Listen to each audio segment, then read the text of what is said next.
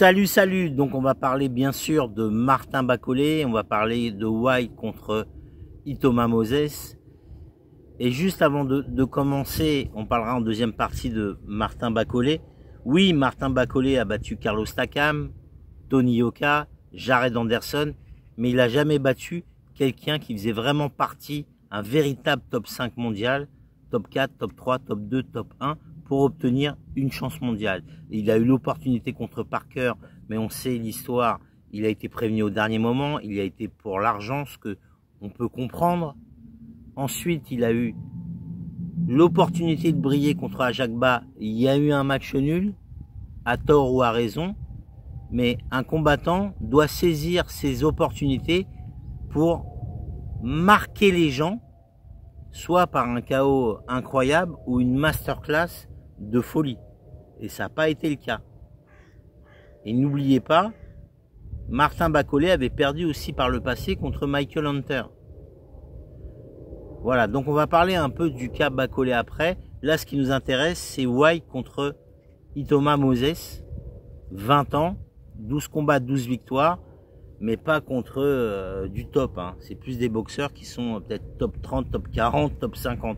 Une construction de carrière, ce qui peut se comprendre à 20 ans. Mais là, il a un véritable test face à Dillian Whyte. 31 victoires, dont 21 par KO, et seulement 3 défaites. Voilà. Alors certes, depuis sa défaite contre Fury, il a fait 3 combats.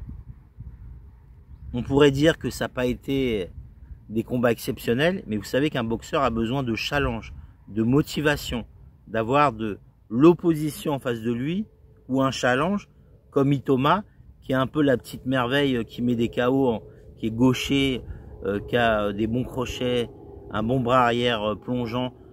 Donc ça alimente cette motivation d'un boxeur, même s'il a 37 ans, même s'il est plus à la fin qu'au début, il peut se réveiller parce qu'on sait qu'il est imprévisible. Il a battu par le passé des gens comme Parker, comme Chisora. Il a su prendre sa revanche contre Povetkin qu'il avait mis KO. Donc avec Dillian Whyte, tout est possible. Maintenant, Itoma Moses, Frank Warren a beaucoup misé sur lui comme il avait fait par le passé avec Joe Joyce et Dubois. C'est vrai que quand on le voit dans ses combats ou dans ses entraînements, il a l'air technique. Mais encore une fois, un boxeur se révèle quand il a de l'opposition face à lui. Voilà. Donc dites-moi vous en commentaire ce que vous pensez de ce combat. En tout cas, c'est un combat que je vais suivre parce qu'il est très très intéressant, surtout pour situer le niveau de Itoma Moses et de savoir aussi Dillian Whyte est-il encore dans le top 10 mondial. Voilà. Et là, on va avoir des réponses. Concernant Martin Bakole. Martin Bakole, c'est un boxeur que j'apprécie, mais je pense qu'il gère des choses à sa façon. Quand je dis à sa façon, c'est-à-dire qu'en dehors des combats, il a dû laisser aller dans ses entraînements, et lui, il a tendance à prendre du poids.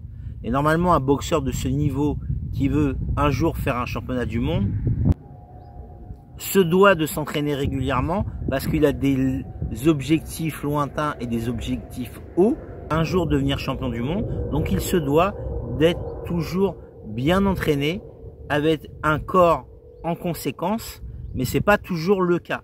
En plus, il a des problèmes de communication des fois en disant qu'il est le champion du monde des sparring, mais ça veut rien dire. Je connais des grands champions qui en sparring sont pas impressionnants et je connais des gens en sparring qui sont impressionnants mais qui ne seront jamais champions du monde. Donc ça, c'est les questions que doit se poser Martin. En plus, Martin, je pense qu'il n'est pas avec le bon promoteur. Il faudrait qu'il signe avec un promoteur qui l'amène justement à ce championnat du monde avec le choix de bon adversaire. Par exemple, pourquoi pas de prendre le vainqueur de White contre Itoma. Il y a Ergovic aussi qui combat contre un Britannique, j'ai plus son nom en tête, Apelé, Adélé, je mettrai l'affiche. Voilà, prendre le vainqueur de ce combat. Il y a Fabio Wardley, pourquoi pas Zhang, pourquoi pas Wilder, pourquoi pas Chisora. Voilà, là c'est des noms qui pourraient permettre à Martin de briller. Alors oui, un boxeur doit toujours chercher aussi l'aspect financier.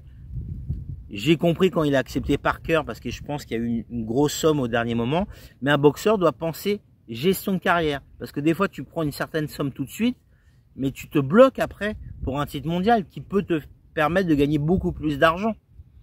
Et je pense que contre Ajagba, même si la décision peut aller à l'un ou à l'autre, il n'a pas donné ce qu'il aurait dû faire, une masterclass pour pouvoir mériter cette opportunité mondiale qu'il réclame depuis tant de mois ou tant d'années.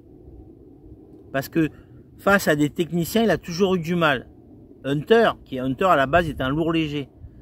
Il a eu du mal contre Ajagba, il a eu du mal. Alors peut-être qu'il s'est pas préparé en conséquence, mais voilà. Mais pour avoir une opportunité mondiale, il faut marquer les esprits.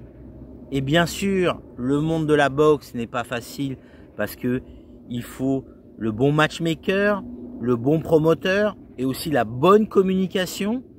Alors peut-être que Martin Bacolé est impressionnant, c'est un bon boxeur, mais il n'y a pas le marketing qui suit derrière.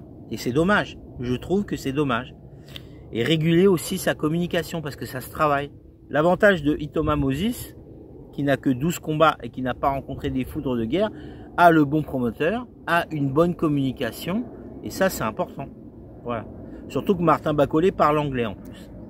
Dites-moi vous ce que vous en pensez en commentaire et quel adversaire vous verriez contre Martin et qu'est-ce que vous lui conseillerez de faire. Merci beaucoup, prenez soin de vous. J'espère que vos vacances sont agréables pour ceux qui sont en vacances et pour les autres, j'espère que tout va bien. Prenez soin de vous, à bientôt.